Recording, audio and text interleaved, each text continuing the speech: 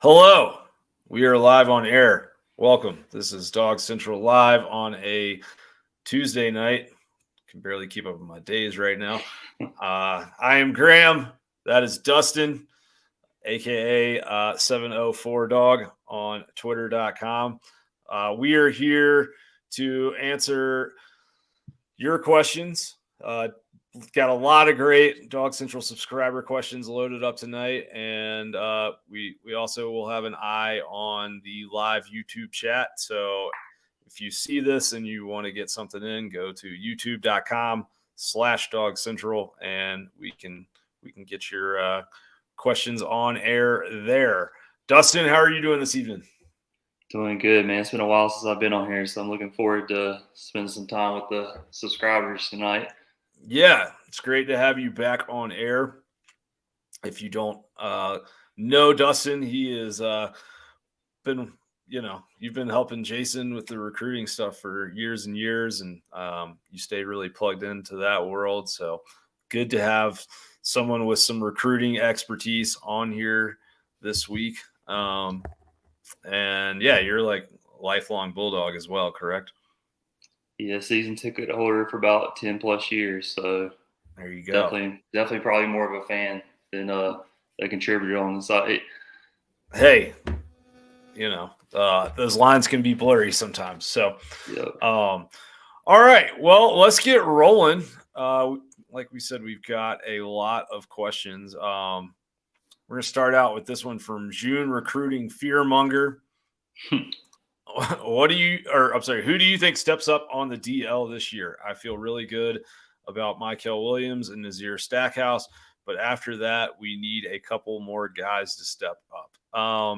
This has been I think a large topic of discussion. I've seen a lot of folks kind of wondering about the interior of the defensive line on Dog Central. And I think a lot of that angst has come from Bear Alexander transfer.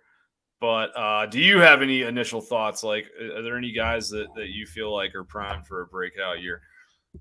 I would say compared to last year, I think he kind of took a step at the end, but I think TID probably would be my one guy that I could see the upside there. I know the pictures and videos of how he's been transforming his body, getting a little bit leaner, probably some good muscle on his body as well as he went down. I think he's probably one to take a step. I also, from just looking at the depth chart, I probably think one that probably just from his work ethic and his attitude on the team for being a leader, I think Christian Miller probably could be a guy that probably benefits really well from the transfers out that we had. So those probably the two guys I can see taking a big step from last year that was on the roster. Yeah, I like both your answers. I like that you brought up Miller just because I think he gets kind of overlooked sometimes. I mean, he was a highly recruited player, but he wasn't like a superstar recruit. And every time he got into games last year, he played well. He played really well. I mean, you look at some of his, he only played sparingly, but he did some good things when we saw him against Samford, and I think we saw him a couple other times in mop up duty, and he definitely popped out. I think Warren Brinson's one of those that he's been a good pass rushing DL for a long time. Definitely been one of those rotational pieces, but you see him flash. He's got good athleticism, and if he can do some more of those things in the interior, like more of that kind of two gapping type stuff, and really step it up from a run defense standpoint, I think he could have a really large year and play a lot of snaps. Play 40, 50 snaps a game up front if he's able to hold his own on run defense. One of the guys that I'm looking at a lot is actually, I'm very curious on Jamal Jarrett and Jordan Hall, like those bigger bodies that are, because I mean Georgia's got, I think, a lot of good three technique defensive tackles that can rush the passer. That's not a problem. The question is going to be, do they have a guy to play like true nose tackle. And both those guys have the body size to do it. Jordan Hall probably came in a little more ready in the spring. We heard a lot of buzz about him in the spring, but I do think that Jarrett, another guy, we've seen a lot of body transformation stuff, a lot of talk about that. And even if they could just get like 12 to 16 snaps a game out of him next year, occupying some double teams to free up those linebackers, I think it'd be a big deal. I mean, I probably see the projection for him on the way he probably plays during the year is probably going to be something similar to Bear Alexander.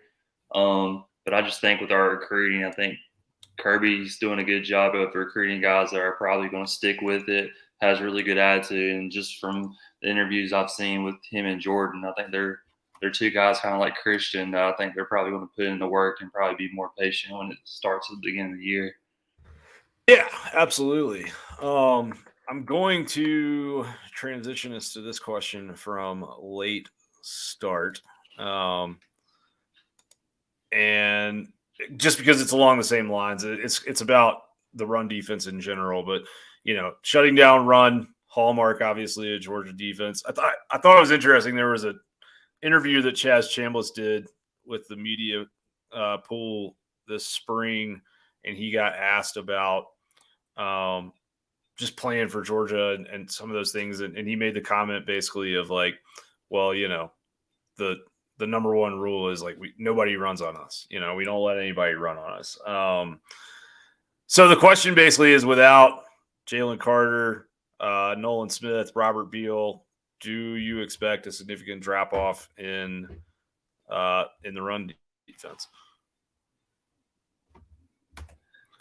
I mean, I don't see anybody really replacing Carter. I think Smith was a freak athlete. I think his leadership is probably going to be the one thing you're going to miss more so there. But if you kind of look at Darius Smith, Marvin Jones Jr., it's just really, really hard to play as a freshman for a bunch of reps. Now, I know we're pretty deep on what we play, 2 and 3 deep on the defense, but I think those two guys could take a good step forward. I'd also say Damon Wilson. I think that he could be one that could really help you early on, just like Jordan Hall can be. So, I mean, I think Kirby, it's really in good hands with him on the defense. I think he'll play their strong suits, like you were saying, not having as much nose help. I think that he'll be a little bit more selective on the packages that he uses. But overall, I don't really see a drop off too much in that area. If you want me to be honest with it. Yeah. I think you're right about Jalen Carter. You're not replacing a Jalen Carter, but you do have Nazir Stackhouse, and I mean, I think he's been kind of underappreciated and underrated. He played 186 run defense snaps last year, which Carter had 119. So he played 3 more games than Carter, played more snaps than Carter. He had the second highest run D grade on the team, which was 80. Highest was Jalen with 91.2.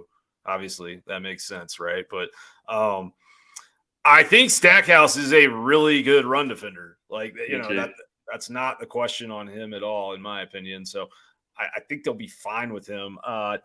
The edge is going to be interesting because those bodies that you named, there's a lot of those 6'5", 6'6", kind of leaner, more prototypical pass rush type guys. And so I'm curious to see how Georgia plays with the jack linebackers this year, just because Robert Beal was a good player, and I'm not trying to dog him or anything like that, but in truth, he was not an exceptional run defender. He was fine, but he wasn't great. So I wouldn't be super worried about replacing that production. Nolan Smith, yes, you're not going to find too many like 240 4 guys that are going to 2 gap like that. I don't know. You look at those kind of edge defender guys, and the one that might have the best chance of being the most Nolan-esque is probably Jalen Walker. We saw him, play a good bit down the last third of the season. So And that's why I think that Jalen Walker and Darius Smith are probably going to be a little bit more important because they're going to be those type of guys that can flex out and take a tight end in coverage. They're really good athletes. I think kind of like, Darius Smith, I'm not saying he's the exact same athlete, but like your Adam Anderson, a guy that can rush the passer, but also can take someone in the slot if he needs to. Yeah, absolutely. No, I agree with you there. So moving on, I'm going to stay with the defense here. With Mondon out to start the year, Smile Mondon, inside linebacker, All-American candidate. With him out to start the year, who fills that role and what is his timeline? So I want to clarify. This is from David J. I want to clarify this question. Mondon, didn't play in the spring game after having a foot injury the week leading up to G-Day. I don't know what the timeline is going to be for him, honestly. I think it's too early to tell. Foot injuries are really tricky, especially in football. And, I don't want to speculate. I do think there's a good chance he maybe misses a little bit of time early in the season. Maybe he doesn't. I don't know. But in the universe where he's not ready to start game one, I do think it's an interesting question of who plays that inside linebacker position because you've got all sorts of candidates. That room is so stacked with guys. And everyone talks about C.J. Allen and Raylan Wilson, two, 1-2 top linebackers in the country this past season coming out of high school. And I think Allen's probably a little bit ahead of Wilson right now. But, Xavier Sori looked really good on G-Day. And athletically, I think he's, a little bit next level, right? And then there's Lightsley, right? Like we heard a lot of good stuff about him all spring as well. Yeah, I really can't add. That's pretty much the whole depth chart there, so I can't really give you an intriguing name outside of those. But you mean, I know we recruited Jalen Walker as a middle linebacker, so he might be that guy that's probably in your Tyndall role at the beginning of the year in some of the reps. That's a good point for sure. Yeah, and I mean, I think we did see him in spring. He was out, but it did come out that he was kind of like meeting wise. He was sitting in with both the inside and outside linebackers. So it's hard to imagine in a time where they're going to be short on bodies at inside linebacker. But rich problems, I guess, right? Yeah, exactly. But hey, yeah, maybe we do see him. I don't think the schedule really opens up to like the fourth game. I can't remember it, but I mean, we have time with Mondon to not really rush him. Right. I mean, wouldn't see him come in before then, unless they want to get him one game in before that.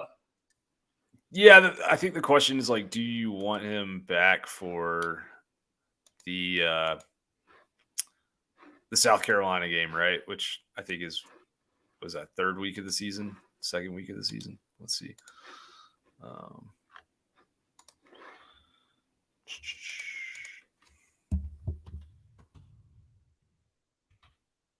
Third week of the season. So yeah, I think you want him back for that. Just because 2 weeks later you got to go on the road to Auburn, and you kind of want him to see some SEC level competition before that happens. Yeah, he's probably, if you look at it realistically, probably in practice he's probably getting more reps, real reps for what he's going to be facing. So, and you know how Kirby is. I mean, he's not going to play people that aren't playing full speed and have a full week of practice. So you could see him not having any game reps and playing by week 3. So yeah, no, that's a good point. That's a very good point. So this is an interesting one, and it's about the changes to OV rules. Do you feel like the limit on official visits that each team can have, combined with NIL and the portal, is changing the landscape of recruiting? I feel like a lot more teams have a lot more commits than normal. The answer is yes, it is definitely changing the landscape of recruiting. There's no doubt about that. But Dustin, I'd love to get your perspective here on sort of. So the official visits being limited per team has always been a thing. We haven't seen people use as many this early on. So I don't think the actual official visits is kind of what's pushing that. I think what you're seeing more so is the portal more than NIL. Portal is pushing kids to really be serious about where they're wanting to go and lock in their spots, because a lot of these coaches are wanting to be able to make decisions and make roster management decisions on their spots going into December. So I think that's probably what's pushing this era of kids committing in June, and June being the new December. So it's definitely a different. We've never seen this many people. I remember probably a couple of years back, everybody was just freaking out because Georgia's class was missing on a guy here or there, and in June we might have been not even in the top 10. So it's definitely changed. But I can tell you, as someone that covers recruiting, it's a lot less stressful knowing that you're just zeroing in on one or two guys going down the last 4 months of the season. Yeah, I think it's better for the kids. Just because like you're not playing that game of roulette all the way up to like the 11th hour, where it's like, okay, we might want you if we don't land this guy. Like, I think that spots are shaken out sooner. But it is interesting, just like in July, right? Here we are heading into July, but like in the month of June, you're still seeing that same process play out where like high profile kid commits to Georgia at a certain position. And then, a guy that is in that same position all of a sudden starts looking around who is maybe trending to UGA. Like, we're seeing some of that go on. So I think that the OV limit is a good thing, just because it does require some commitment, like from the program side. Yep. And so I think that's healthy, and like I think it's probably good for teams to not lead anybody on and to play things as straight down the middle with kids as possible. But at the end of the day, like, we are gonna, because of that rule, we are going to get to December and November, and we're gonna see kids. We're gonna see a coach get fired somewhere. We're gonna see Florida go 4-8, and a bunch of kids are gonna all of a sudden start jumping ship and maybe end up signing places they never took an OV. And that part does kind of suck, because I do think that official visit experience is an important part of the process. Yeah, and you can still take it unofficial, so it's not like kids are not going to still be. Sure. I mean, there's people doing official visits, and the unofficials are there taking pictures with the OVs. It's just getting your hotel room and all that. And with NIL and all that going on, these kids are going to be able to take a visit just like they're going to be like the same experience of an OV. Fair enough. That makes sense. So, I mean, what do you think in the grand scheme? Do you think this is a good thing or a bad thing? Just not the NIL, obviously, but so as OV someone that's covering Georgia, it's not a bad thing. I mean, this is all to me. It's more about the portal. I think NIL is, when we get to where it's more regulated, I think it's really, a lot of the teams are going to be on the same playing field. There's going to be some that are going to be bidding out, but for what Kirby's trying to build, to further a point from earlier, we're just trying to buy kids that are high character guys that can see the value of NFL draft stock. So for us, it's not going to be as bad. But then again, going back to the portal, it's just, you're going to allow Kirby, if he misses on someone, like let's say he doesn't hit a top 5-star recruit. I mean, you can kind of look at our board. We're really only going at mainly high guys for these last two spots. If Kirby misses on that, he's more than comfortable to go in there and try to dip into a wide receiver with a resume in college that he can be a plug and play. So I really, for for the rest of the NCAA, I think there's 5 to 10 teams that this is really going to benefit, and it's going to move that gap even more. So I think it's really for your mid-tier Power 5 programs. I think it's really a nightmare for them personally. Fair enough. Yeah, makes sense. All right. I got another interesting recruiting question for you. So, unless you are someone who follow Georgia recruiting very closely, you Williams Nwaneri was in town last weekend, late last weekend. He came in on Sunday after an OV to Missouri. And it feels like that recruitment is starting to trend Georgia's way, right? Like, I mean, I'll show my cards. Like we've been talking about this on DawgsCentral. Like it does feel like Georgia's in a really good place with him right now. If Georgia is to land Nwaneri, do you feel like they are done at the edge rusher position? So from what we were hearing, 2 spots on edge, unless it's probably like a Dylan Stewart or someone like that.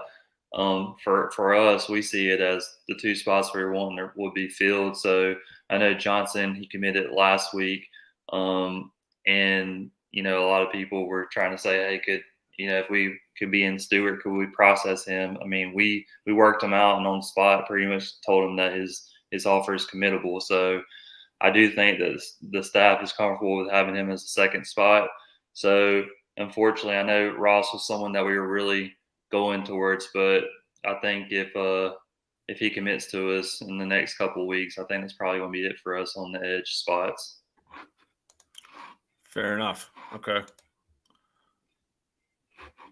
Interesting.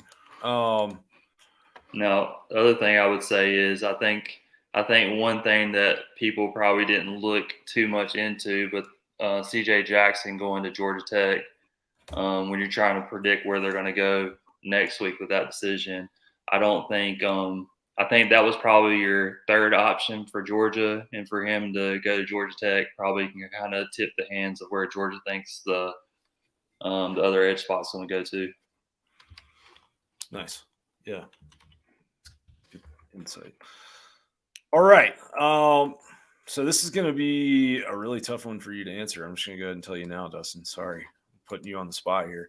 Me and Jason talked about this one. So. I think I was curious. I was actually pretty eager to hear your answer to this. So this is from Savon, also Brooks.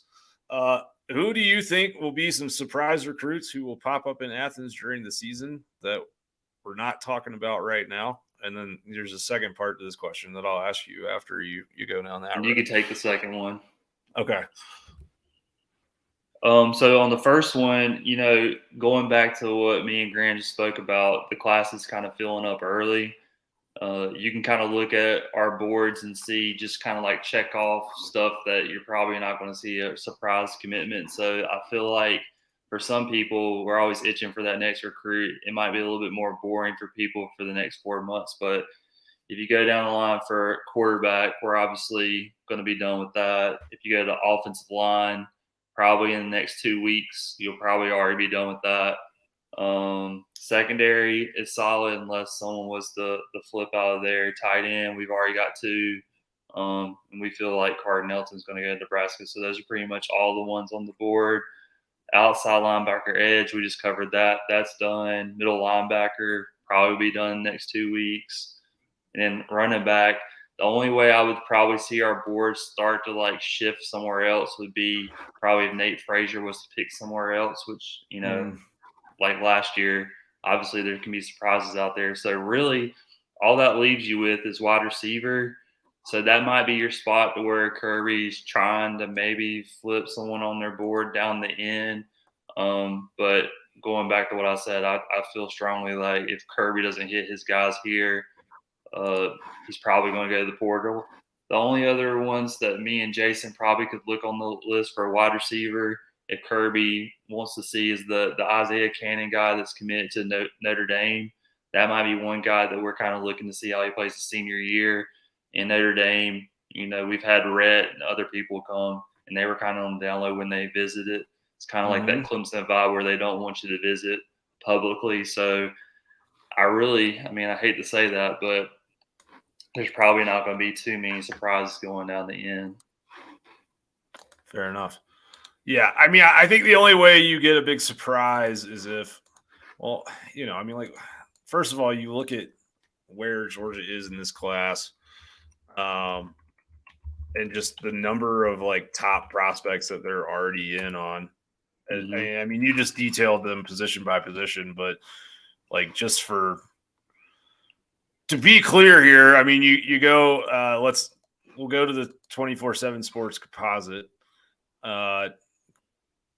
You're in on the number one. You've got the number one player committed. You're in on the number two player. You got the number four player committed. You're in on number 7. You know what I'm saying? Like you go down the list. Yeah, it's just it goes on and on.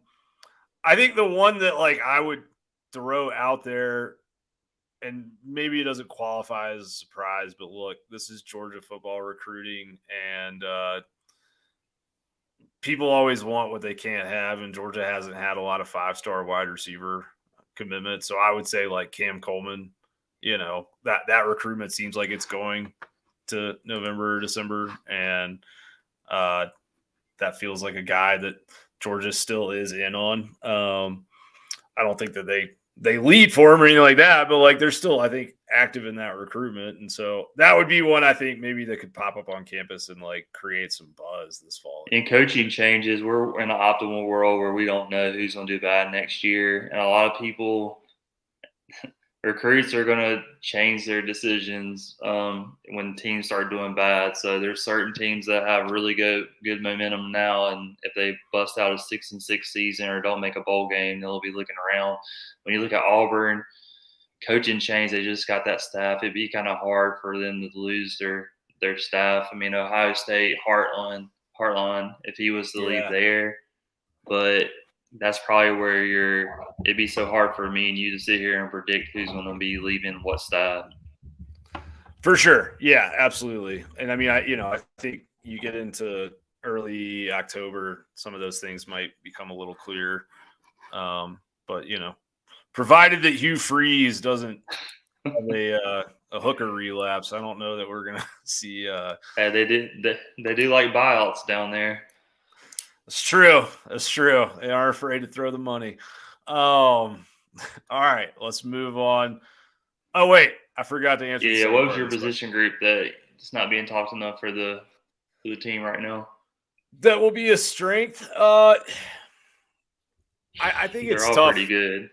Yeah, I mean, there's like their preseason number one team. There's a lot of hype, but I think it would be in the secondary. I think the safety duo that Georgia's about to have with Bullard back there next to Starks is probably, and they've had some really good ones, but like I think it has a chance to be the best safety tandem under Kirby. And I know that's saying a lot, but those guys are that good. And from what I've been hearing from off-season workouts and stuff, I think Bullard looks even more natural at safety than he was at Star, and he was really good at Star. So that's my answer for that. Draft-wise, you might be correct too. For sure, yeah. Then the backup, Guerrero is the backup. You don't know where he'll be. I mean, be kind of natural. Totally. Yeah, and I mean, I wouldn't be shocked even to see Tyke Smith if they were to do some 3 high looks or something like that. Play, which they will. For sure. Yeah, absolutely. Looking at you, Tennessee. Where do you see us with Justin Scott and Aiden Breland? So, with Breland, if you had to pick one or the other right now, I would say Breland, which is kind of crazy. I know people will say, "Hey, well, Georgia doesn't run their state when it comes to recruiting." You're gonna have to look for different places for your needs, but Breland is the number one player in the state of California, so it's kind of crazy the reach that Kirby's had since he's been here. With Scott, it's really going to be a decision for him, and I'm not just trying to act like I'm butthurt or anything about a recruitment, but it's really going to be come down to NIL. If he's looking more to NIL, it's going to be Miami. We do know that his mom really does like Georgia, so that's going to be a battle of son versus his mom probably there. But I think that is some type of decision he's probably going to have to make in the next month or so because if you look at our timelines, those spots can fill up pretty quick. Yeah, for sure. Jason and I, we talk a lot, but we haven't spoken specifically about Justin Scott in a while. But I would just say, from sources on my end, that it doesn't feel like Georgia's as much in that recruitment as it did a few weeks ago. So I would definitely agree with your answer on that one. So this is about, we're going to move back off recruiting for a second onto the field. Do you think that Ra Thomas eventually gets to start over Marcus Rosemy-Jacksaint or Dylan Bell this season? I'll let you take that one. Well, the reason that I think we didn't see Ra on G-Day because he's in the doghouse for some behavioral stuff, but now Rosemy's also probably in the doghouse for some behavioral stuff, so that kind of evens that deal out.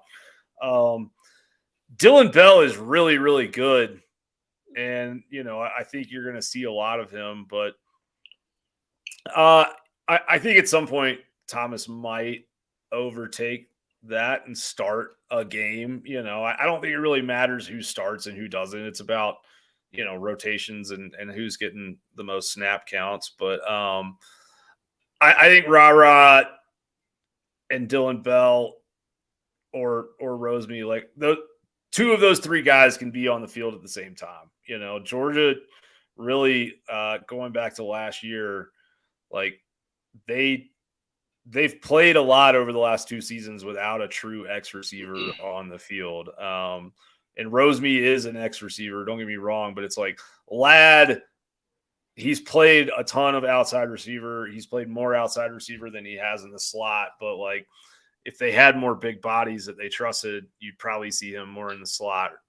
So I guess point being, I think there's plenty of room for all those guys to get reps, but the separator for Ra in terms of how quickly he's able to get on the field in Athens and how much he's able to stay on the field is going to be about blocking for him. It's because those other two guys are exceptional blockers, and Rosemy, we haven't seen him burn anybody down the sideline, but he's good in blocking, and he's really, really good over the middle, finding holes in the zone, knowing where to sit down and make himself visible to his quarterback. And so I think that kind of savvy is going to help him.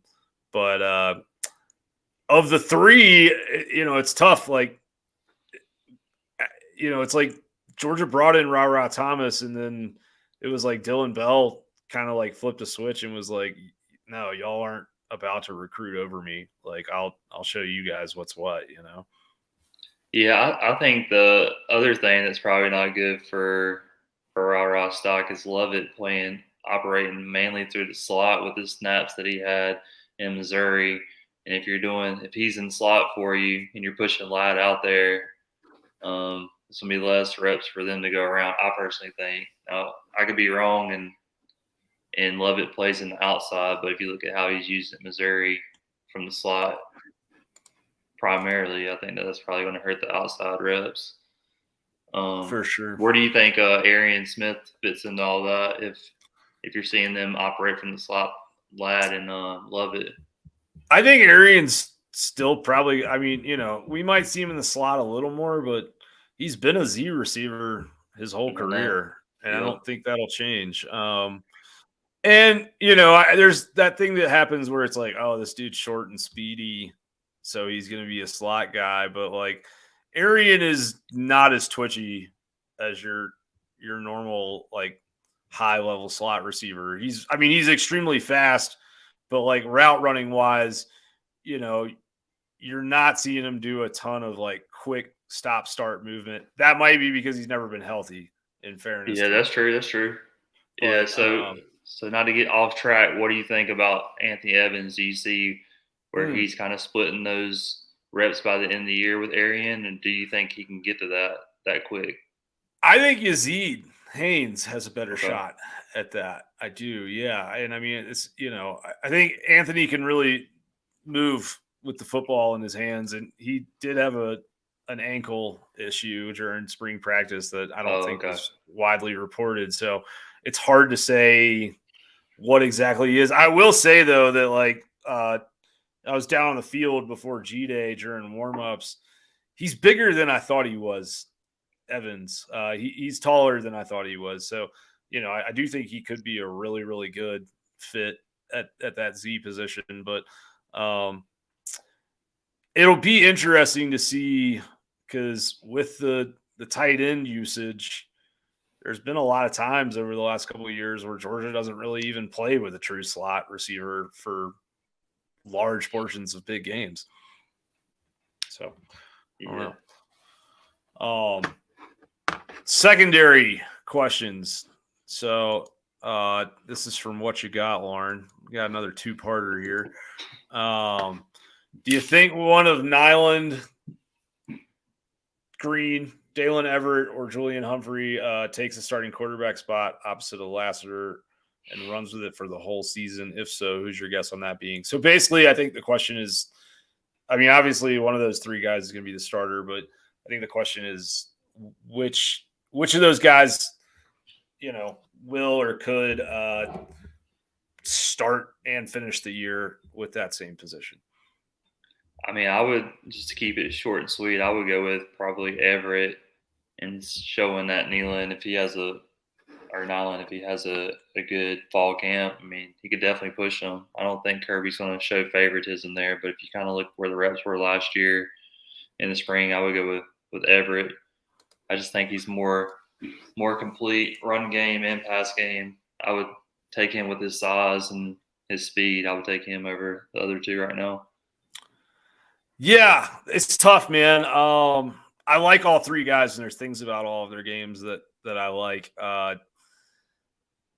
I'll say this: I could see a scenario where Nyland Green starts the season and somebody else takes that job, kind of like Amir Speed and Ringo in 2021. This isn't really the question, but I think Julian Humphrey is going to be a really, really good player. And I kept hearing a lot about him in the spring, and, there continues to be a lot of good buzz on him. And athletically, I think he's kind of built differently than a lot of dudes. Again, I think it's the run support piece for him. He's got the body and the frame to do it, but will he consistently do it? Does he get off the blocks? That kind of thing. And going back to that, it's going to be one of these years. The good thing about not being thrown in the fire with a big matchup like Oklahoma in the first game is you're going to have two weeks. And just like you said with Speed, he was shown out there, throw him into the wolves, and we pretty much knew after a game or two he wasn't ready for that. So I think it's good that we had those two games to where you're really going to be able to play both sets of those two. I think they're going to get equal reps the first 2 weeks, all three of them. I agree. All right, so second question here is about Aguero. What you got, Lauren, has got some big secondary things on his mind. I love it. Basically, the question is, heard good things about Aguero as a safety, and that he might be tough to keep off the field, and that is all very true. You heard correctly. Wondering if we see it being Tyke Smith's playing time that he could take if he's taking somebody's playing time. I'll go ahead and say it. Yeah, I think that's the barring an injury to Starks or Bullard, knock on wood that doesn't happen. We never wish injury on anyone here on DawgsCentral Live. I think that star position that's kind of the safety training spot. It always has been for Kirby defenses. You kind of get in there and show that you can play man-to-man and that you're good at getting off blocks and defending the run, and then you can be trusted as that last line of defense. So, yeah, I think it would be Tyke Smith's spot that he would take. So I guess one question I would ask you on that: do you think when you get into the season, maybe mid-season, I know like this is where Tyke Stevenson came in, kind of made a push whenever he was in the program. Could you see kind of matchup specific if someone has a big body tight end or big body wide receiver in the slot? Could you see that kind of be where Guerrero starts kind of making his push? Because it seems like he on the big body guys or tight ends or stuff like that. I mean, not to kind of knock Tyke, but I don't think I'm going to be wanting him up on a 6'4", 6'5" tight end too much. Yeah, that's a good question. And this is how Kirby thinks. Think so. Yeah, no, I mean, I think that's yes. Like, yeah, you make excellent points across the board. I think that would be the moment, right? I also would say it could always happen against Tennessee because Josh Heupel. Yeah, well, no, really, that partially, but the thing is that Josh Heupel does the find the duck game where, you know, if he finds a matchup that is working, he goes to it over and over and over. It was Latavius Brini in 2021, and Tennessee scored 10 points in the first 3 drives, picking on that matchup, and Kirby took him out of the game and put Chris Smith at star and moved him down from safety and put Dan Jackson in up top at safety, and Tennessee basically didn't score again until garbage time, right? So I think that is the question is like, does a game come around where Tyke gets matched up on a guy that is just better that day that he can't cover, and then you gotta put somebody else in or you're gonna get toasted in the same spot over and over. Yeah, I agree.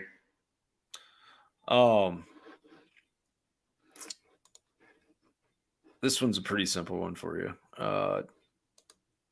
Do you think we will get any commitments this week? You don't have to say who. I would say yes or no. I would say go look at Graham's post from earlier today, but great answer. But I would say next week, if you gave me when I was looking at it, if you give me like July 2nd and on, I would give you that week probably be your. I mean, okay. I think you're pretty much going to have this between July 2nd and the 2 weeks after that. I think your class pretty much outside of like 1 or 2 people will probably be set. For sure. But definitely go look at one of Graham's last tweets. Read that post. I think that July is going to be like a banner month for Georgia football recruiting.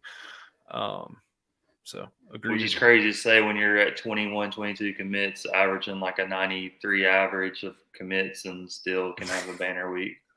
Yeah, there was someone in the chat who asked basically what sort of what number we might end up in. I answered you in the YouTube comments, but okay. I think 30. I think it was 30 plus is my answer right now. This is kind of a off season. I'm actually going to do a post on this week. If you're a DawgsCentral subscriber, you'll see it, or if you're not, what a wonderful opportunity for you to become one, so you can read about who's killing it in off-season workouts at DawgsCentral.com. But yeah, question about the Dogs. Any basically who's looking good in off-season summer workouts, strength and conditioning stuff. I'll throw a few names out that have been impressive. One of those is Lawson Lucky. They doing really impressive stuff in 7-on-7. I keep hearing a lot of good stuff about Dylan Fairchild.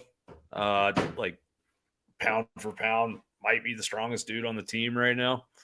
And I'll just say that comment I made earlier about Javon Bullard and Malachi Starks maybe being the best safety duo in Georgia history.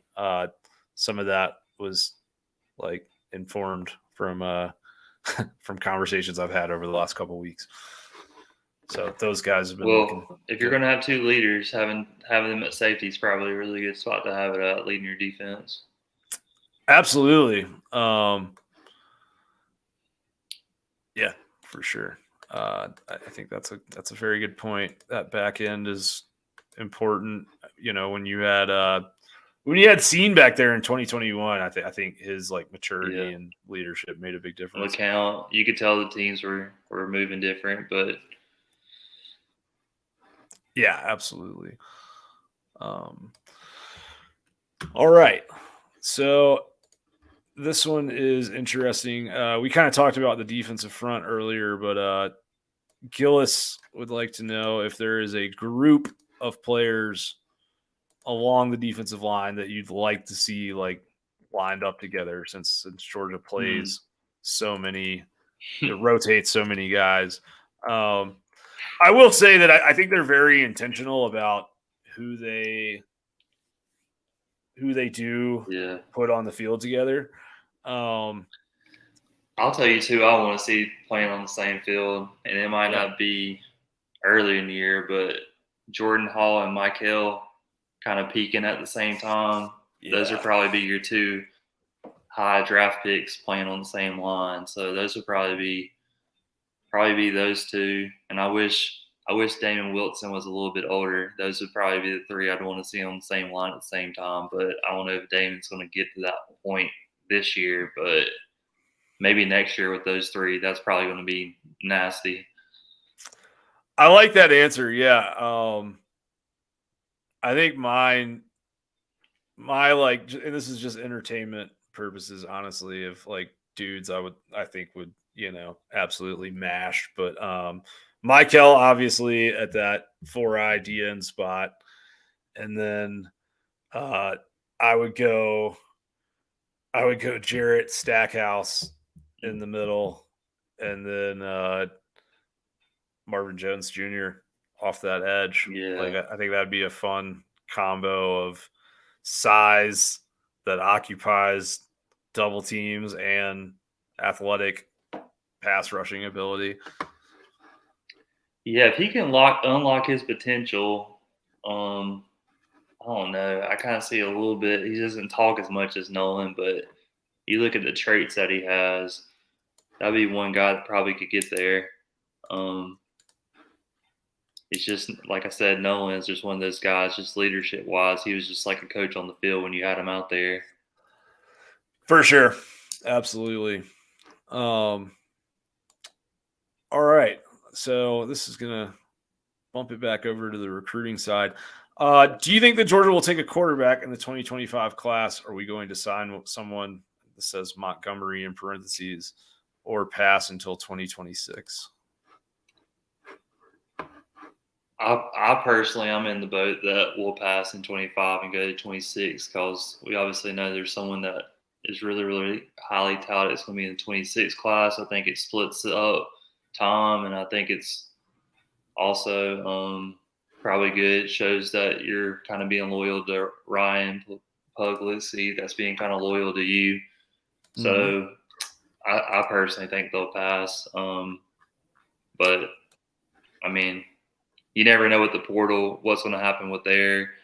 I know I talked to Jason that what would be the scenario be like if Beck was to somehow not get drafted, how that probably would push people out of the program portal-wise if there wasn't really a spot to compete for them. So I think that's the only way that you probably see something happen in 25. But if you're seeing Puglisi, Stockton, Raiola, and Vandegrift, to me, it'd be kind of hard to get another guy. You think Vandegrift will still be in the program by the time?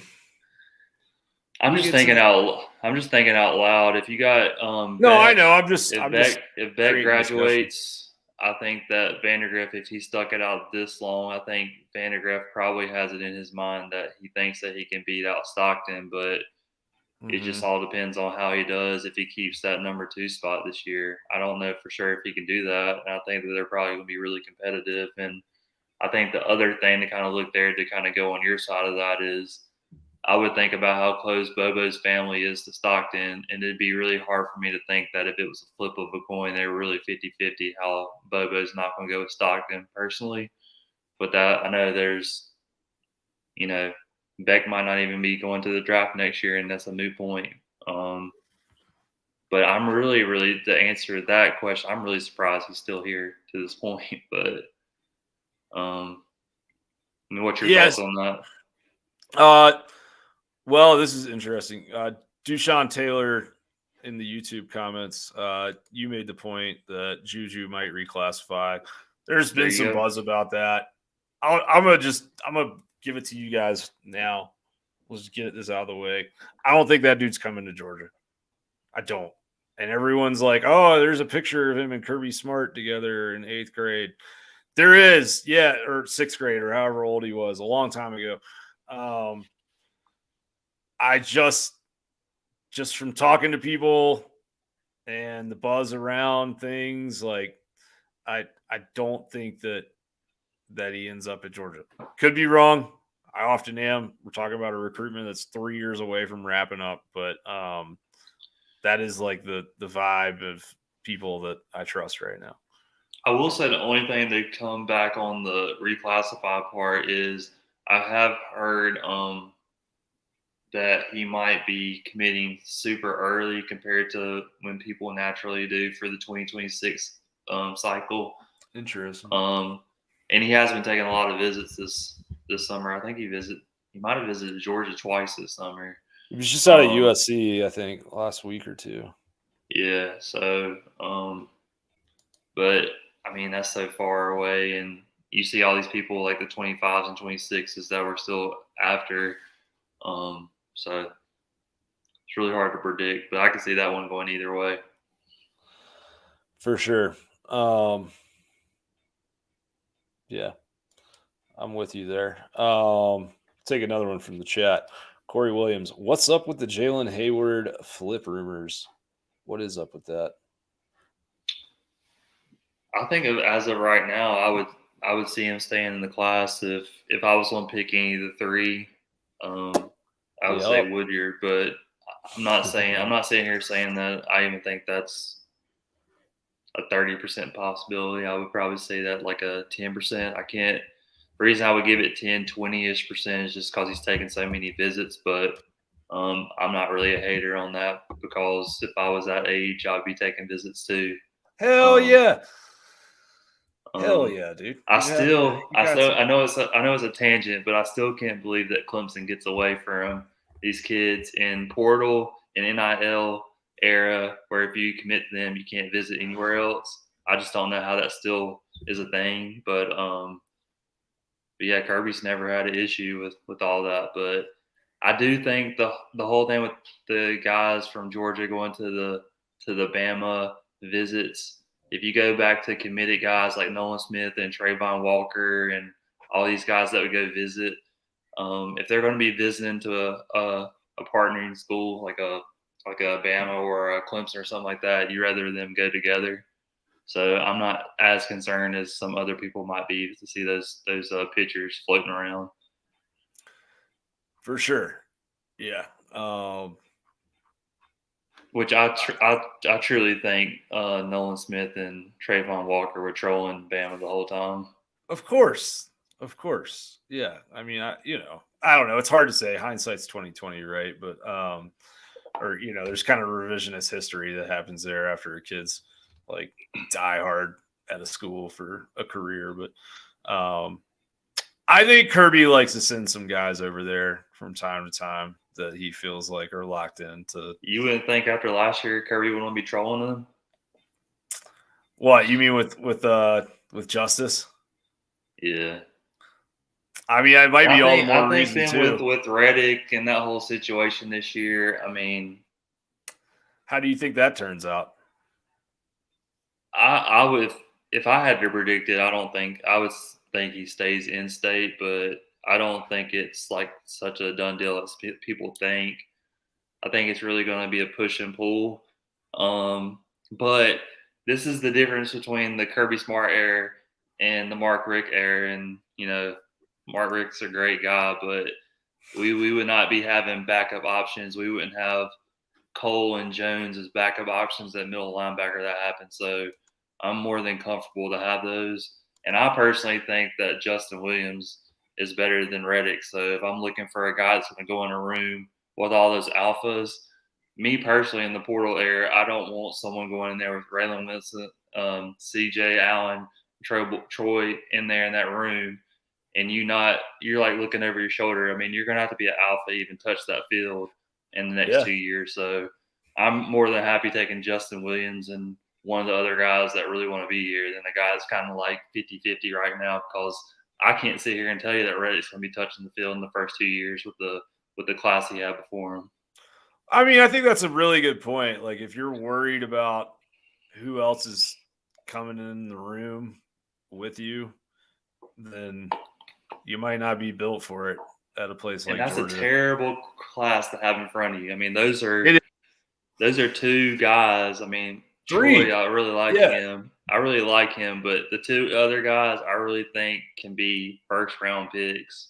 And Troy definitely could get there too, but like CJ Allen and Wilson are like absolute dudes.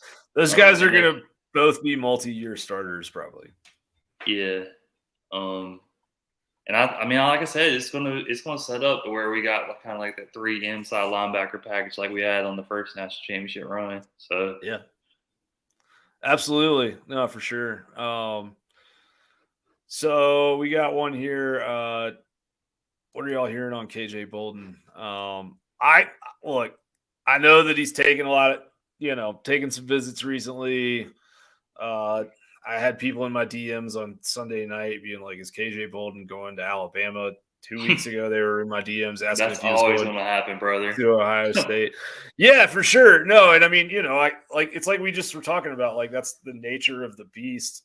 You follow the visits and you see a kid posting pictures in that rival team's jersey, and it gets everybody worked up. That's kind of what it's designed to do, right?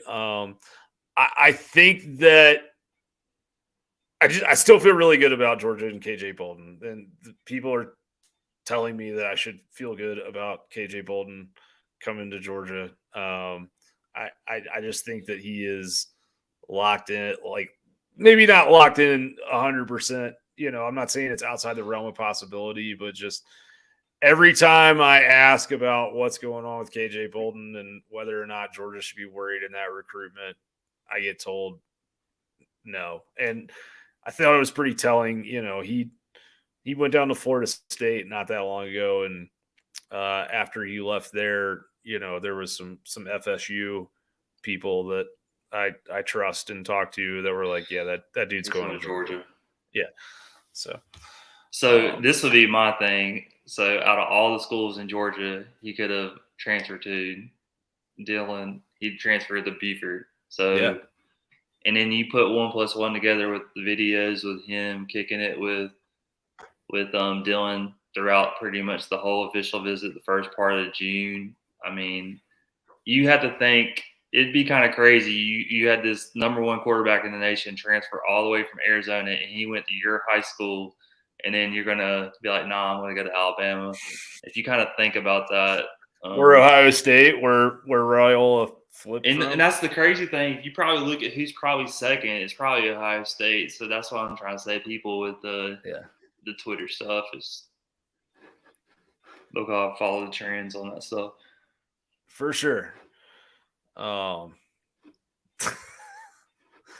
Craig, I loved your comments, Craig. Craig's got a deep state Kirby Smart theory here that he's still trolling with Justice Haynes. Haynes is going to opt out midseason and portal back to Athens. So this is the last subscriber question we got, man. Okay. If you guys are in the chat, we'll take a couple more live ones if you have them after this. So this is kind of a fun one. What with the SEC expansion, Okay. and the schedule will be coming where we'll actually go see these SEC West neighbors more often. Which venues are you most interested in visiting? And this was from, I think this was from Raleigh Dog. Sorry, I can only get 200 characters in here, so I couldn't get your whole Okay. thing. But basically, he was just Thanks for typing all this stuff out. I just copy and pasted. Okay. I'm trying to think. I honestly don't think I'd want to spend time in Texas with their fans. They seem kind of out there. I probably would rather. I'd probably rather go to Oklahoma and be person. I mean, it just whatever the punter. I don't know if you watched his YouTube videos, but the punter from Oklahoma that was there for like the last 4 to 5 years, he shows his whole experience. It seems like that's a pretty nice stadium, and it doesn't seem like they're fans other than the Twitter guy. I'm not going to mention his name on here, but outside of him, they seem like. Clicks. I mean, they just seem like they're not too bad of fans, so that'd probably be where I'd want to go. I personally don't want to go to Texas A&M. I know it's a good experience and all, but I just don't want to spend 3 hours with those fans all day just acting like that. Yeah, no, I hear you. That's just me personally. I think, like from a stadium environment standpoint, I would rather go to. I'd rather go to the OU game. Like, there's. I think they're more of a real football fan base. Texas. I'd much rather spend a weekend in Austin though. Like, I my first job out of college was in Dallas, which I hated. I did not like living in Dallas. Sorry if you live there. It just wasn't my scene. But I would drive down to Austin sometimes and hang out there, and Austin's a really cool spot. So I think that, that's somewhere that is fun to go for a weekend. Texas football does have like some it's got the history and the big name brand to it. But I think, since the subscriber was bringing up the, like, Baton Rouge is hard to beat, man. I think. Yeah, I agree. I think. I mean, you kind of embrace how they are.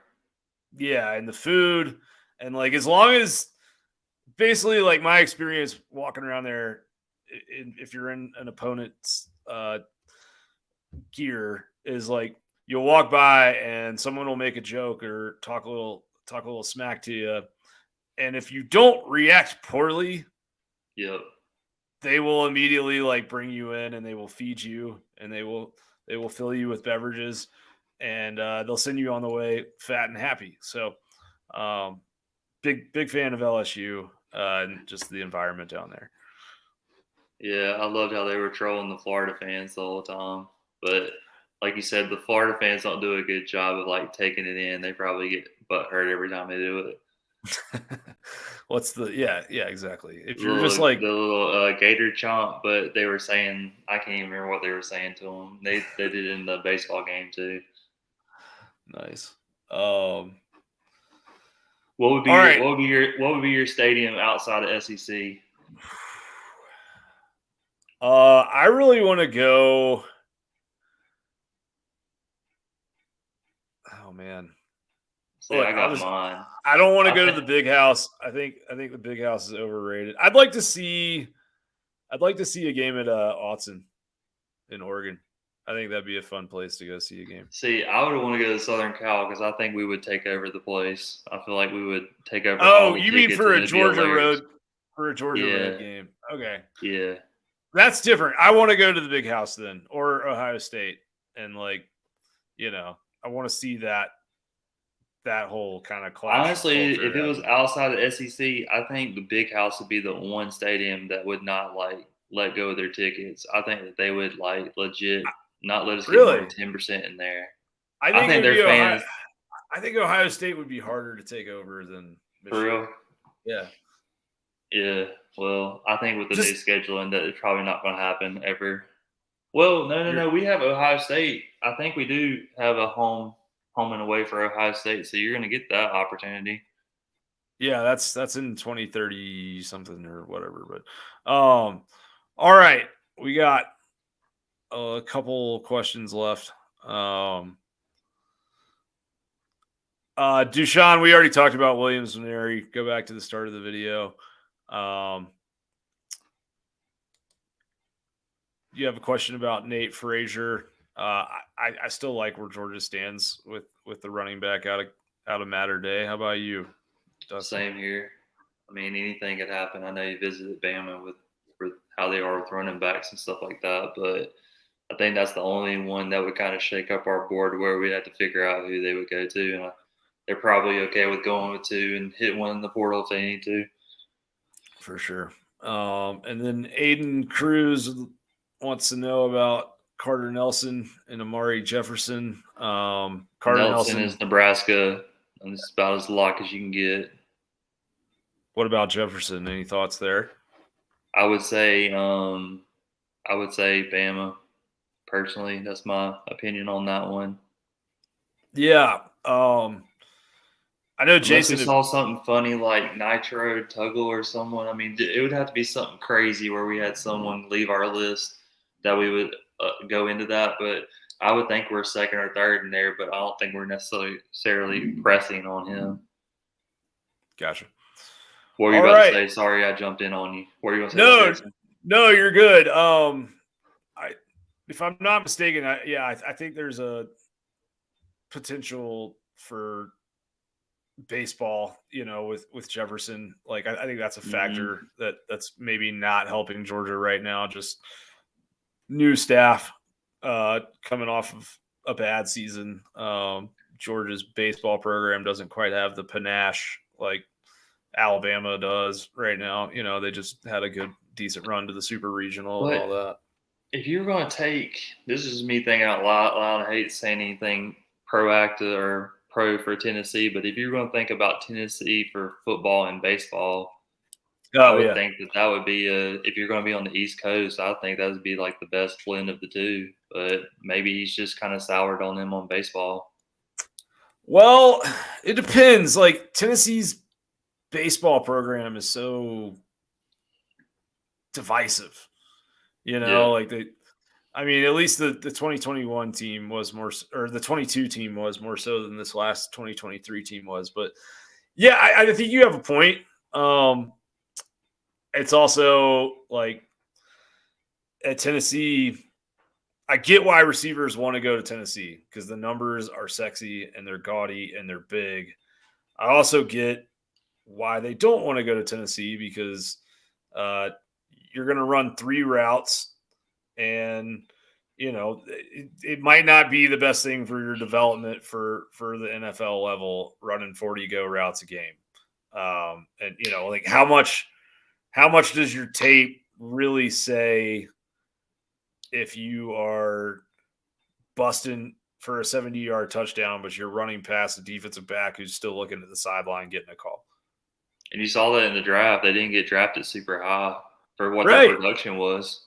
Yeah, and Jalen Hyatt's a freak physically. Like, it's not, he's really athletic dude, but they don't develop as many of those like crossing routes and some of those routes that are like really key to pro football.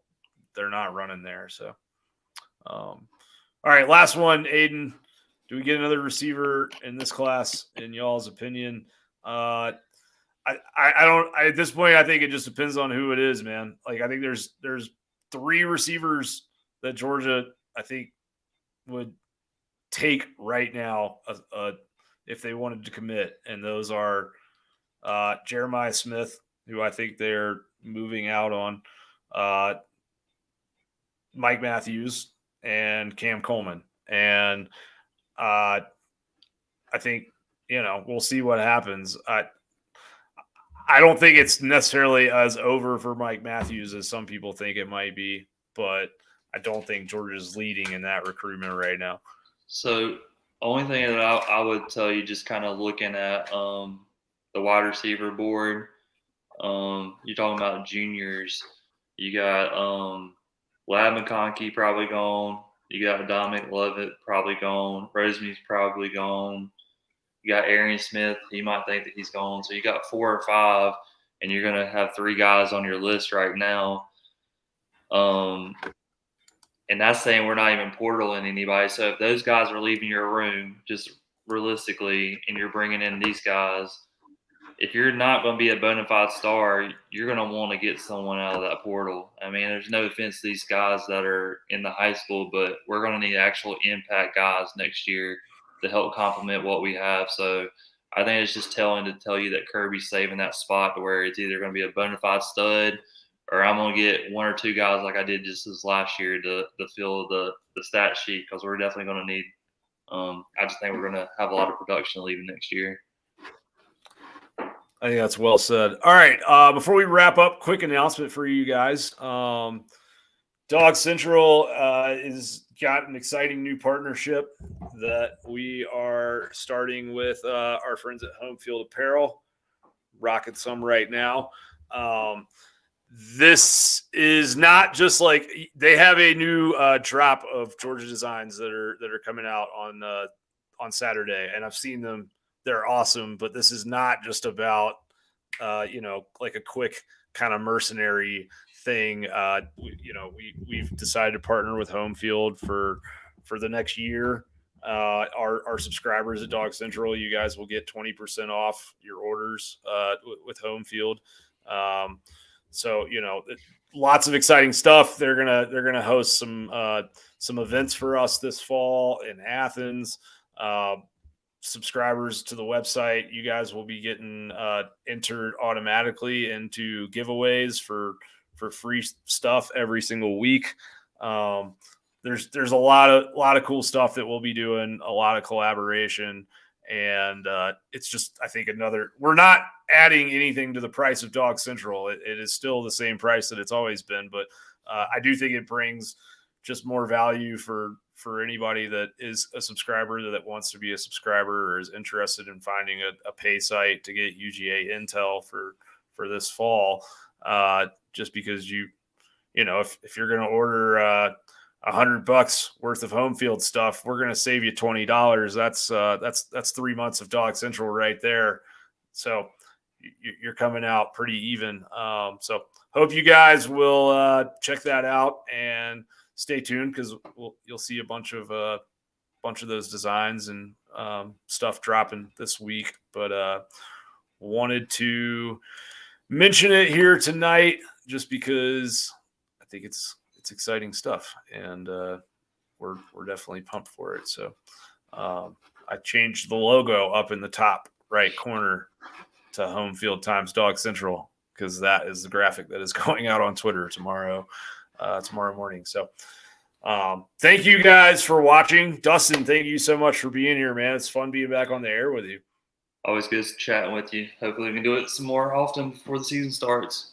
Absolutely. Yeah, no, we definitely will.